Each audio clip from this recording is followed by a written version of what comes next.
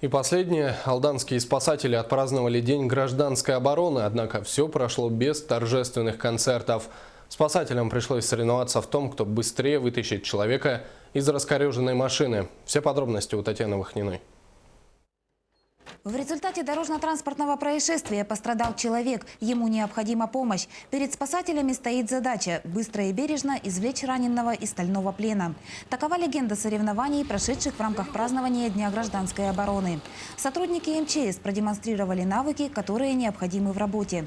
Подразделения пожарных регулярно привлекаются для ликвидации реальных ДТП.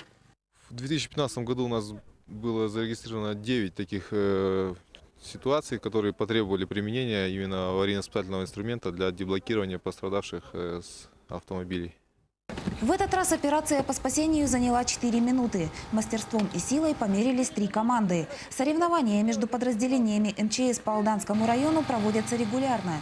Они нацелены не только на выявление сильнейших, но в первую очередь на повышение профессионализма сотрудников. Профессионализм, конечно, растет, появляется новое, более совершенное пожарно-техническое вооружение, аварийно-спасательный инструмент, который требует регулярного применения для получения навыков работы с ним.